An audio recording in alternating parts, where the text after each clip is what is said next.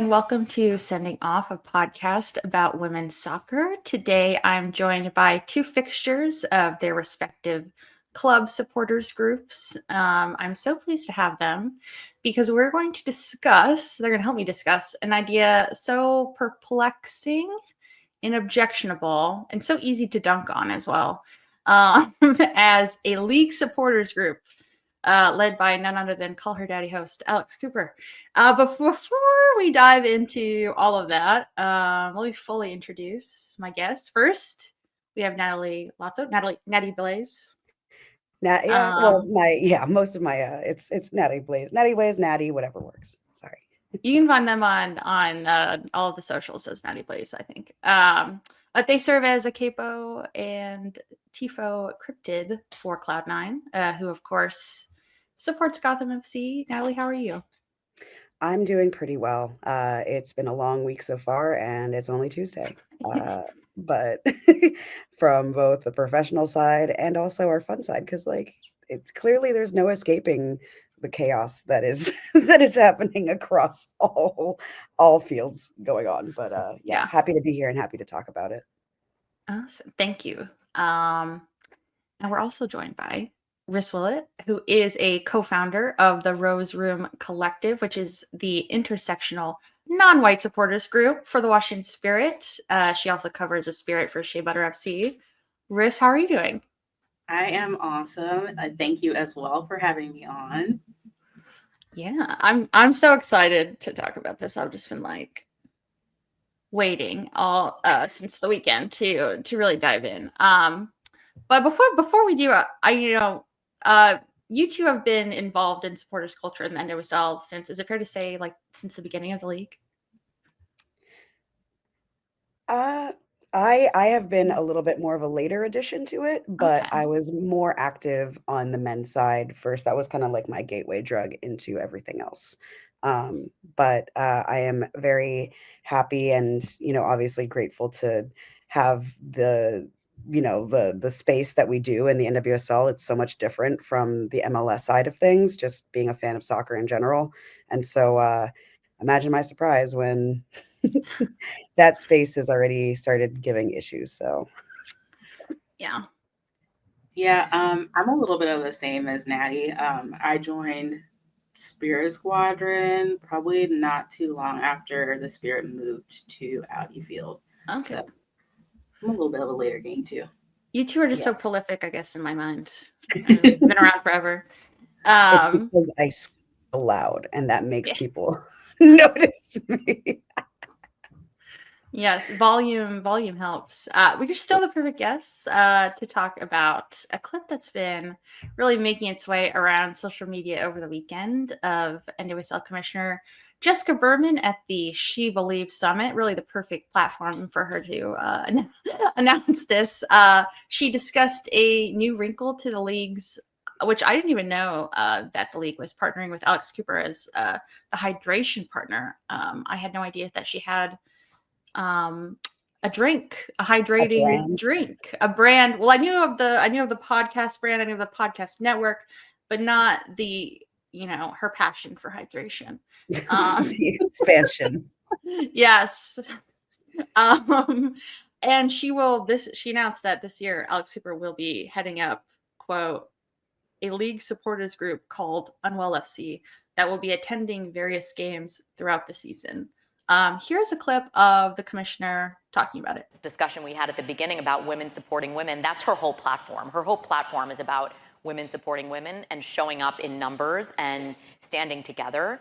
And the idea that we're bringing to life this season with our partnership is actually like a league, stay with me, go with me here, a league supporters group called Unwell FC that is going to be at select games throughout the season where they're going to have a full section with bespoke merch and her essentially leading those groups in their excitement and support for women's soccer.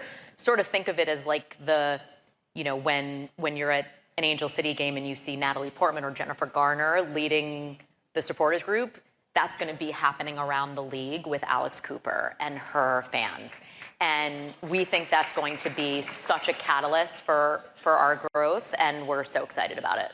On its face, a league supporters group sounds like pretty absurd. Like it's giving the Rob Lowe NFL hat meme. You know, who's a supporter of a league? It's giving, like, I hope it's like the shirt. It's like, I hope both teams have fun, but like in the worst way imaginable. Like, yes, if you know, PepsiCo decided to come out and say like, we love all teams, like sponsored by, you know, like it's very, very. I just hope everyone has fun. No. It's like that Pepsi commercial with Kendall Jenner, like uniting the cops and the protesters. That's really actually the perfect analogy for it. And I'm upset that it didn't come to my head sooner, but now that it's in there. Well, you said Pepsi and it brought it to my mind. Oh yeah. Share a Pepsi with literally Unwell FC. Like, no, come on. Mm-hmm. Also, just the fact that they're calling it Unwell FC just makes me it's not serious, like, at all. It's really like more like, I don't know, toxic white girl nothingness. What does that mean, unwell? Yeah. It feels like when you decide to take something that is meant to be personal and like niche for an individual supporters group, like by region, by people, like just by like the type of fans that get, you know, grouped together and say, hey, you know what, we want to support this, to then take that and just like try to make it an umbrella over the entirety of the league. It's like mind-blowing to me. It's like, it's very much like you're trying to, I think what I had thought about it was like, it's like sanitizing like the sport and like the attitude and what is going behind sportsmanship in general, like the same like energy and vibe, and just trying to like sanitize it down to, I hope everyone has fun. Crazy stuff. Yeah, it very much gives like a money grab, and it's very much like what we're doing as supporters throughout the league is very authentic, and what Unwell FC is giving is more like, this is more of a money grab. Like, we're not trying to build a space for fans to come and cheer their team on. Like, it's not giving that. It's very inauthentic. Yeah. Yeah, it's like bespoke merch was, you know, mentioned. Can't wait to see what that looks like. But I think you're right on, like, it's not creating really a community. I don't know what community it's for, because people attending the games are fans of the home team, and then there's some away fans who are coming. I don't know of like the other third thing. I guess just people who are coming out to just watch a game of soccer.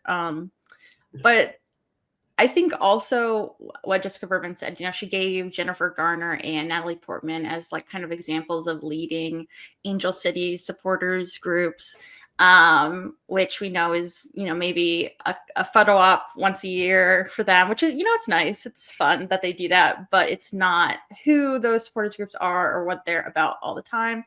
Can you talk a little bit about each of your experience? Like, what goes into the game day experience for Cloud9 and for the Rose Room Collective? Yeah. I mean, people have like, it's, and a lot of what was happening on socials too, and like the immediate reaction was obviously like, you know, like LOL, no, you know, like from all the supporters. But once we kind of, and I'll speak for myself obviously, but I know for a lot of people in Cloud9, like once we really sat with the idea and like the concept of what Jessica, like what they were saying in that clip, it just became more of like a slap in the face, just because like, you know, Natalie Portman or someone famous or something can get up onto a perch and be told, hey, you're going to do this one song, and then you lead the song, and then that's it.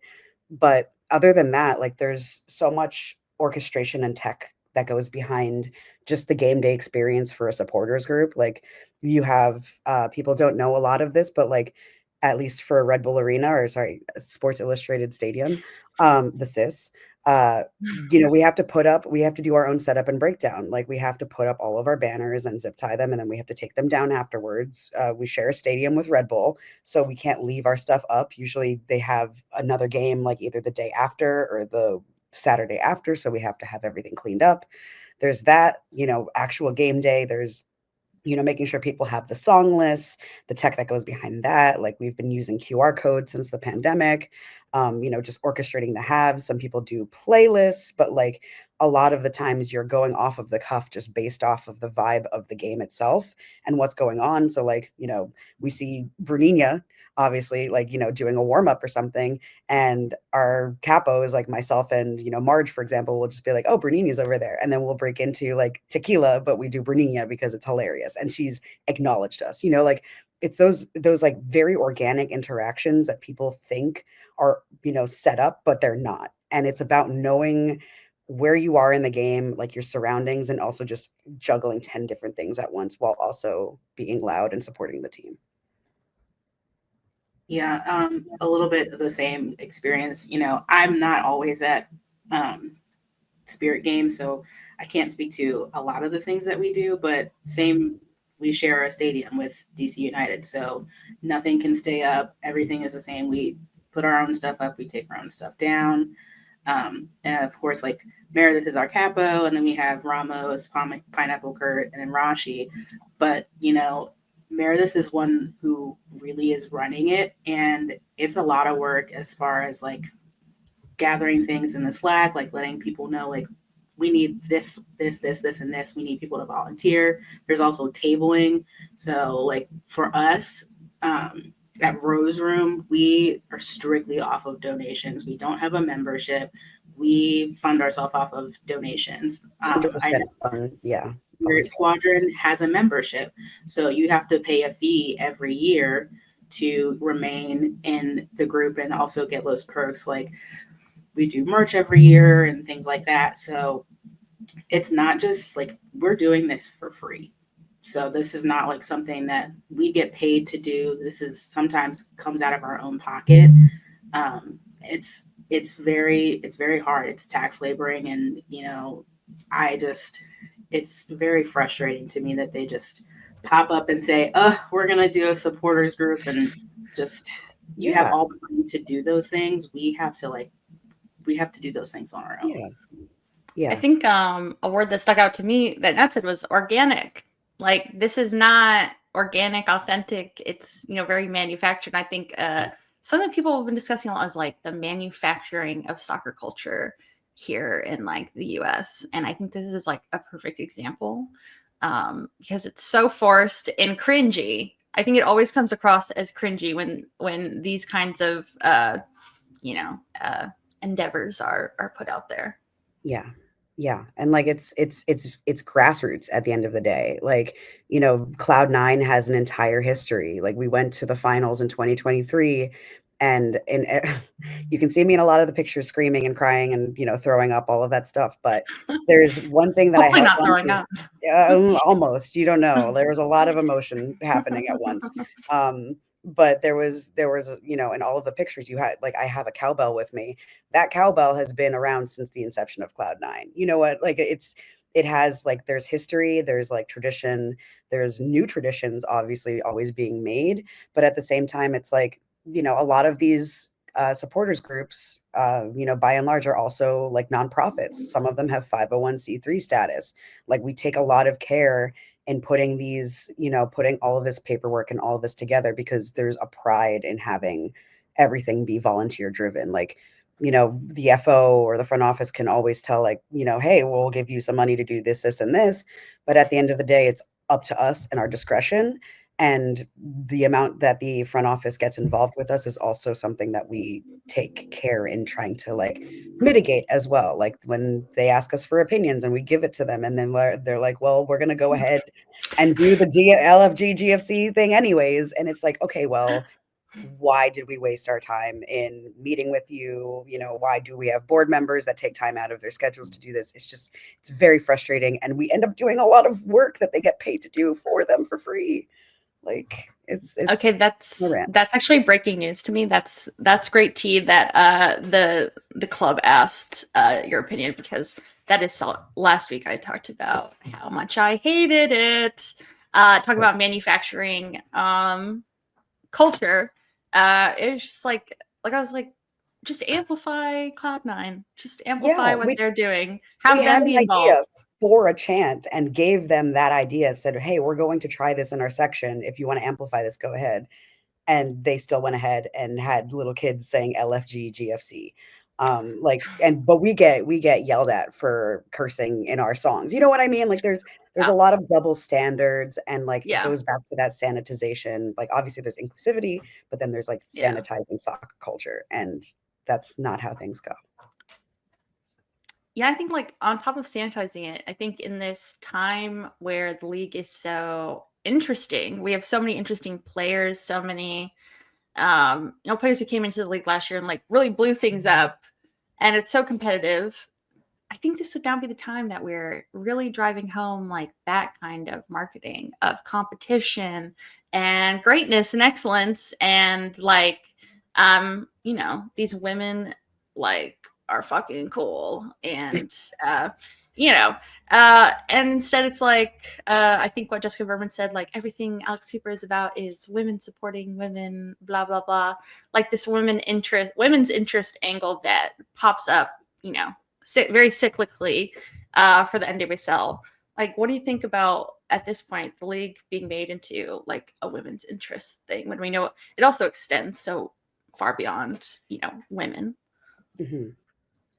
I don't know. It's like they've gone from like so many different brandings. Like they went from like, oh, we're going to focus on like getting all the kids in. And then we went to families. And I'm just like, now we're going into women supporting women. Like you can do that, but also like you have to think about the fans that are building this league. There's a reason that the Spirit have sold out a lot of their games last season. We had our home opener and we had a record 19,000 people. Hell yeah. Like those are the people who are bringing in the money, and you're just kind of like, well, women supporting women. You're not focusing on the people who are actually like doing it for you. Yeah. Yeah, I think Liv Mason on Blue Sky had a very good point. She said that Alex Cooper rarely steps outside of platforming straight white women with disposable income who are already overrepresented in soccer. And I think that's kind of like the perfect just nugget of describing that. And like, is that who the league wants the demographic to be? Is that who they think the demographic is? Like wanting it to be that is I think it's a mix, right? I think it's like their inability, or like the varying degrees of how these upper like C-suite people who manage these teams and like invest in them, like to what degree do they actually know about soccer culture? You know what I mean? Because like, they can say, oh, like we want to get like women's empowerment and whatever, but like at the end of the day, like I choose not to, like, just as someone who does not identify as like on, in the gender binary, we do a lot of stuff on the Cloud9 side in order to have like non-men specifically represented like on the perch. So, we make it a point that at least one capo every half is going to be a non-man. And like we try to like, as like obviously people have things going on, they can't make it to every game, so we do what we can, but like we are trying to center those people who are like we're all working class people. We are all people who have day jobs and who have a lot of other responsibilities outside of soccer, but we come in and dedicate our time day in and day out to these teams because we love them and support them. And like to have board members of Cloud9 meet with these people, or to like meet with their liaisons, and to still not understand our angle or what we're coming from is just like, it's like talking to a brick wall.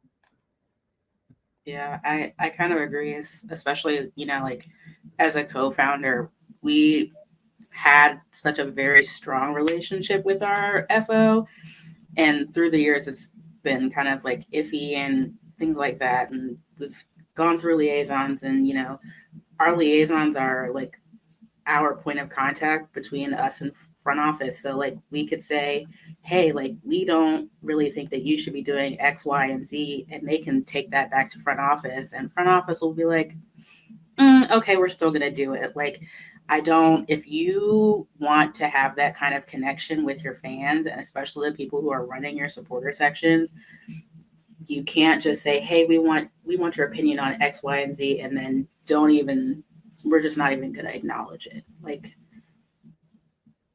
it's very frustrating.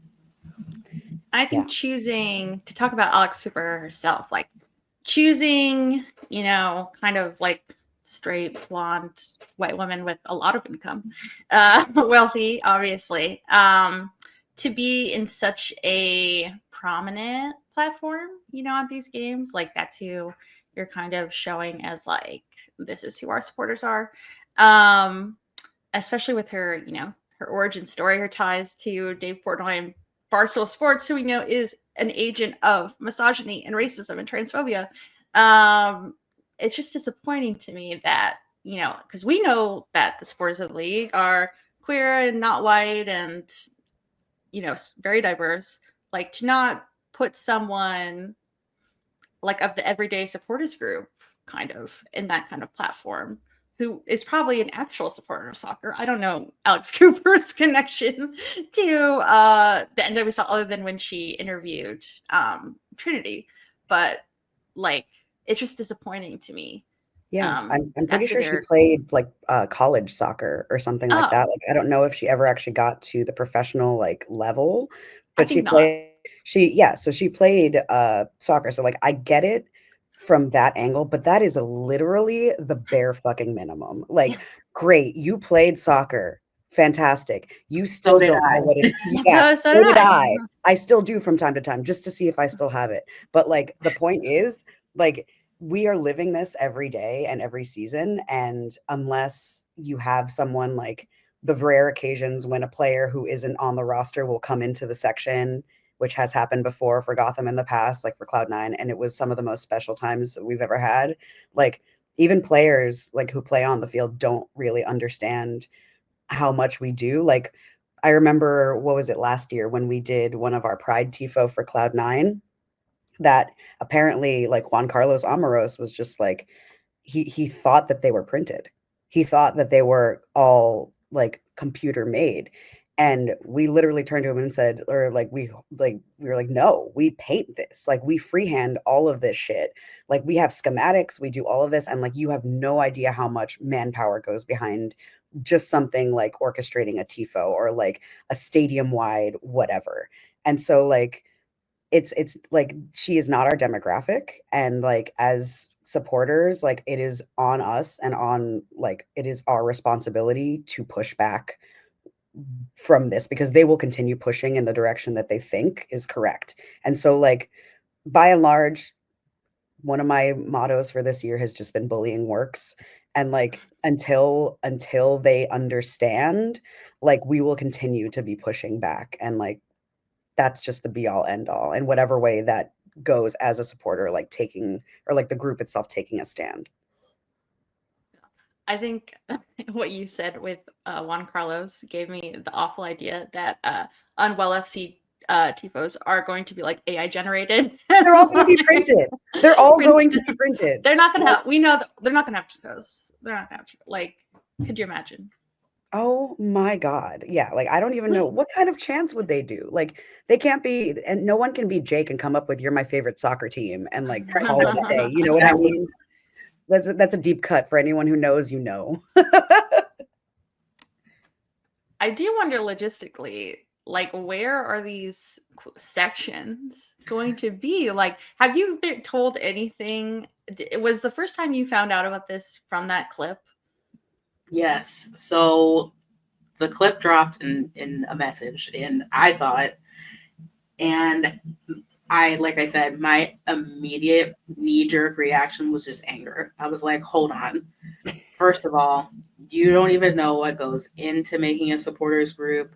You don't know the logistics of everything that we do. And where are you putting these people? Where is this section going to go? Are you going to take, so we at Audi, we have two sections that are safe standing, 136 and 137. Both have capo stands. And then you have two other sections that are seated, still in, technically, if you want to call it the supporter section. But if you plan on having a supporters group and you plan on taking a section, how are you planning on telling fans, like, hey, this is now Unwell FC's supporter section? You need, like, how do you logistically plan to tell fans and your supporters groups that, hey, we're going to take up this section so we can do our own little thing over here? Yeah. Is it like dueling sections now? Like literally, like I don't like fathoming that in general, because like, you know, and I'm going to speak for a second on the men's side of things. Like I am a board member of Empire Supporters Club. That's the actual club that I'm a board member of, and I will own that. But literally we have 3 sections with 3 different supporters groups. And the only way that works is when we are all in unison. Because if the second you have someone break off from the main group to try to sing something else, it becomes complete and utter entropy. You can't hear anything. You like nothing can be heard if you have people singing outside of unison. So again, I don't think these people have ever experienced something like that. And that's why I'm just like, okay, well, whatever Unwell FC does, if they have less people than what is in our current section, we are going, like, you will be outsung. Like there's not gonna be like, and I will not be singing whatever you put out there. I'm so sorry. You know what I mean? It is bizarre. I'm imagining the demographic of the stand now, and I'll keep it to Also, myself. like, as far as like sections go, like, are you, because you mentioned it earlier, like, is it going to be like a home team? Are you going to allow other like away fans? Because for us, it is spirit only. If you come into our section with away gear, you get the boot. You are not allowed to be in our section. You can't come in cheering ACFC, LFG. Like, that's not what we're doing. So if you plan on having a section, it needs to be one or the other. You can't have fans intermingling from either teams, because that's where you get problems. And as much as I, you know, like, we've never had problems in our sections in the time that I've been with Rose Room and Spirit Squadron, but, you know, like, on the men's side, I've never been to a DC United game, but I have heard stories from other co-founders who are very much DC United fans that people fight in the sections because, you know, other people from other teams like to come over there and start a ruckus. I don't think that would be a great thing to do if you're going to have this section and not have it really like garnered to one or the other. It can't be an intermingling. They're not thinking this through. And like it might sound so spiffy on paper, but like it's true. We've never spent time in the supporter section ever. Yeah. Tell me you haven't without telling me you haven't. I know Jessica Berman hasn't, unless she's probably maybe visited the Angel City section. If you know one of the celebrities was out there, I imagine she said, "Okay, I'm going to stop by." I'm just going to saunter over, and then but they get the privilege of getting to saunter out during the game. Like, we pay, like, these people do not understand that we pay money to not watch this game. Like, I have my back to the game for an entire 45 minutes minimum. And so like we're not even like half of the time we are not aware of what's happening. We get told what's happening or we see it on a replay, and that's how we consume the game. Like, we are already sacrificing so much, and like to have the idea that there's going to be another section of even more casual fans who probably won't even like the fact that they have to stand if it's a standing section. That's a good question. God forbid we tell you that you can't sit in the section. That is half of the battle. 90 minutes plus. Yeah. That's why I'm seated. but you like, those are options, and like, but you're making this idea on paper, but like I'm saying, like, the logistics aren't actually being thought through. They're just saying, hey, we're going to put out this thing and it's going to be great. And I'm like, that is a name and a brand does not a supporters group make. I really cannot imagine like the execution of it. Like, I would honestly, I don't like it or want it to happen, but I am curious to see, because I would be entertained if it were, you know, just kind of like a mess. which I can imagine it being. Oh yeah, the Schadenfreude will be great. Like I'm very much looking for. I will be seated with popcorn. Popcorn. I Yep. might go start a ruckus in that section. We see Emily running over on like Like, supporters cam. Just I mean, I think it's also so interesting that like they had this partnership with Alex Cooper, but it's so weird to me that she's being employed in this way. Like I could, I guess, stomach like an interview series because that's actually something productive, and it would be getting to know players better. I'm like that kind of seems to me like an actual way to purpose this person who interviews people for a living. I imagine like the league sees this as a way to expand their brand to Alex Cooper's followers. But to me, it's more of a way for Alex Cooper to like expand her brand. It's being called Unwell FC, which I think her podcast network is called Unwell Media or something. Yeah. Like it seems like she's really the one benefiting from this.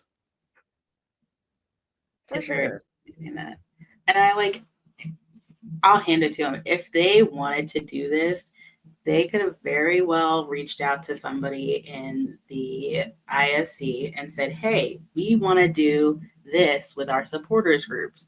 Maybe that would have been a good idea rather than bringing in Alex Cooper because she did an interview with Trinity Rodman. And now we think it's a good idea to bring her in because they're besties. But like, you've got these people who are actively at games every game, and that's not a thought. It's very much overlooked, and it would have been something to just like, hey, we have this idea. How do you feel about it? What can we do to like make this work and be cool? Mm-hmm. Yeah. I feel like there's a part of me that also like believes very much that like they knew that if they gave this to something like the Independent Supporters Council, that we would have been the first to shoot it down. So they were just like, you know what, Jessica Berman, mention this live on a stream so that it's out there. And then like I think it was Doug who literally said the clip, and he was just like, can I like post this? And we were just like, it's a streamable event that was on live that like is accessible to everybody. So like it's public knowledge now.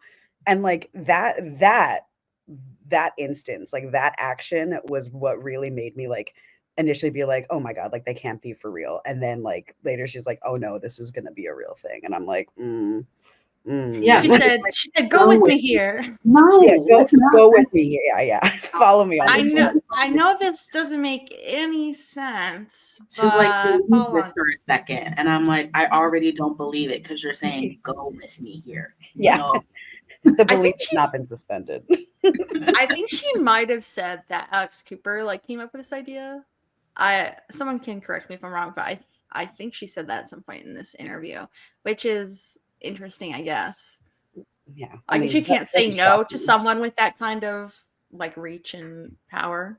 Yeah. I mean, it doesn't shock me because that just means that they're click farming and like all they're doing is trying to get impressions and like trying to cast their net as wide as possible instead of actually paying attention to the real demographics that would like something like going like I understand like, and this is my market, like I work in graphic design and marketing and stuff. So like, I get it. Like there's like the funnels, right? That like, you're trying to engage people at different stages of the funnel. And it's just like, okay, you went from the very tippy top and just like tried skipping like 10 steps to get into like this one specific niche of a group in which it's not going to work. I love when marketing professionals come on here and educate us. Because it's happened more than once. I just design good. I know too many marketing acronyms because I have to work with marketers. But graphic design is in fact it is in fact my passion. Yeah.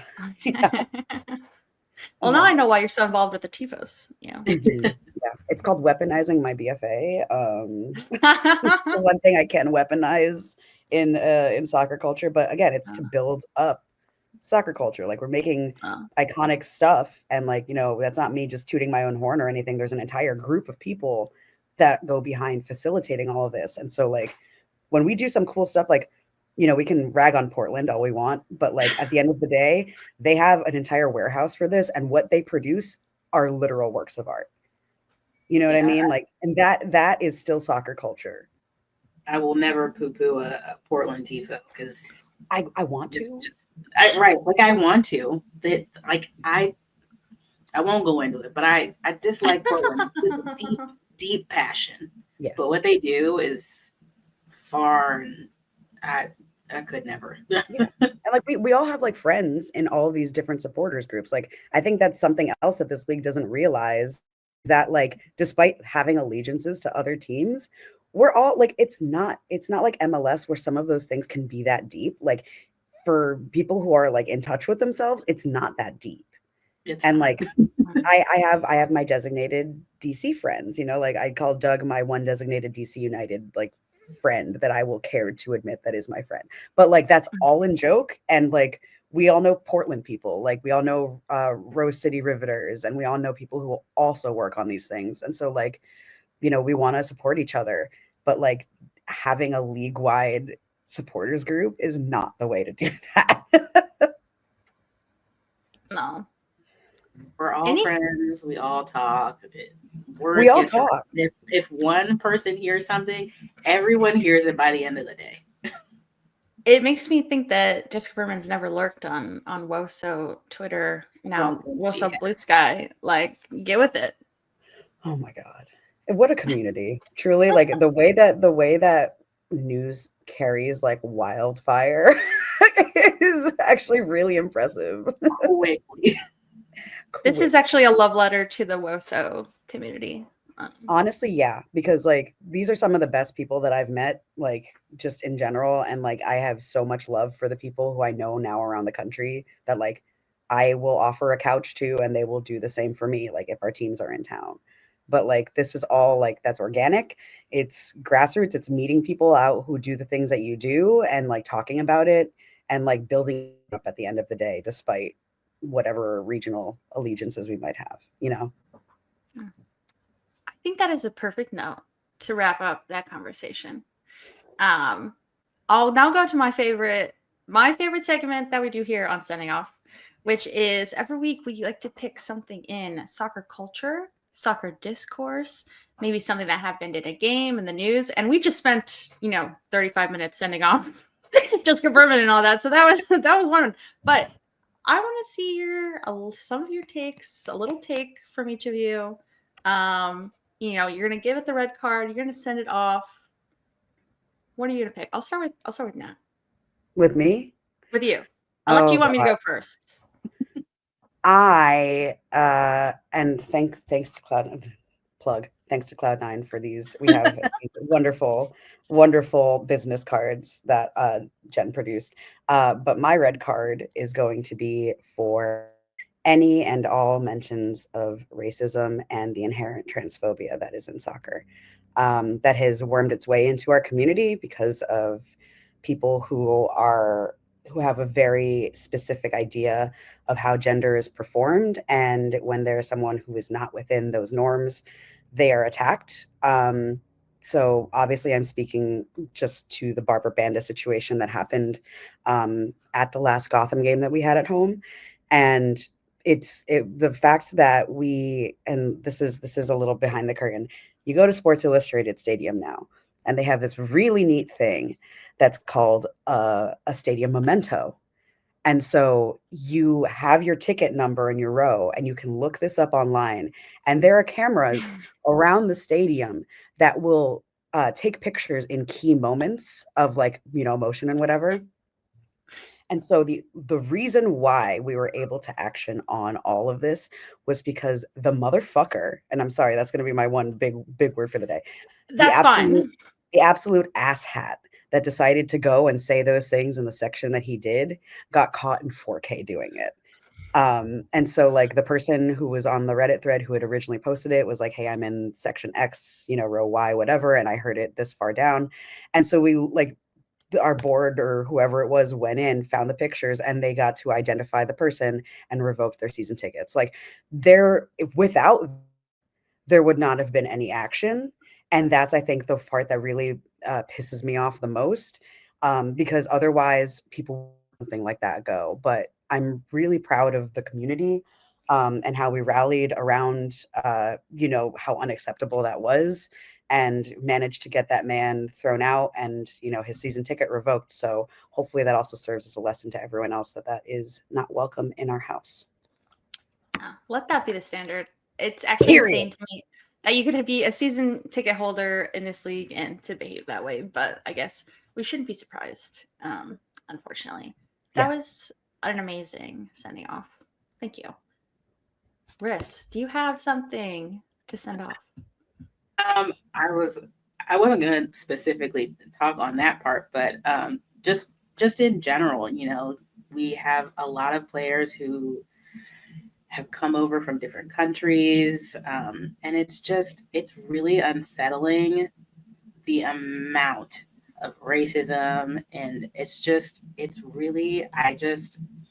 it makes me uncomfortable to know that it's just creeped into WOSO, and we've kept it so like niche and just this nice little community, and we're all like kumbaya, and it's really annoying. It's really annoying. And the fact that Jessica Berman, and if anybody knows me and you know me on social media, I don't call her Jessica Berman. I call her Jessica Baird. And if you don't know the lore is Lisa Baird used to be the commissioner a long time ago, and Jessica is kind of moving the same way that Lisa did. So I call her Jessica Baird. It's really unsettling that she is so focused on just growing the league and expanding when you have multiple lawsuits. You have one still going on in San Diego from the front office, and someone who was in the Yates report and was still hired and just kind of is getting away with murder at this point, basically. And you've got a player who just retired from Utah because they didn't have really good experience there. And she's just ignoring it tenfold. We're not addressing it. It's like it doesn't exist. And to me, that's what is so frustrating, that you can just sit here and talk about expanding. Oh, we're expanding to Denver. We're going to have 2 more teams. I want to be like the NFL. I need you to worry about the NWSL. I need you to worry about your players. I need you to worry about your fans. I need you to worry about everything else that is in your league, and stop trying to be like the NFL and all these other leagues. It's not important. And it makes me so angry. It makes me so angry. That's my red card. I know. Both amazing. Wow. Yeah. Send her off. Jessica Berman with like 3 or 4 red cards by the end of right. And she's actually she's missing like 10 games. She's suspended for like 10 games. She's out for the season. Yeah. Season-ending injury. I would speak on. I've already sent off her wanting to expand to so many cities, so I won't do that. But that is perfect, because that's another thing that she's mentioned the NFL before, but why, as a commissioner, would you ever want to associate your league or brand with the NFL? Like, no. Can we safely say that's the most problematic sports league in the country? I know it's really a battle, but I feel like it's a toss-up between that and like NASCAR, but I know that like NASCAR is starting to get a little bit more diversified. I say that not actually being in that space, but just knowing the amount of people that talk about it that I'm around. But yeah, like, why would you ever want to associate with that? It's crazy. You didn't even say the WNBA. You said the NFL. Right. Like, the WNBA right is like there. It's right there. Right. I know we have like more teams than them at this point, but like the WNBA, the way that I think their fan culture has, especially if you look at the Liberty and like the Aces and other places like that, like it's just so like people are so engaged, and I think that's what you need to. Yeah.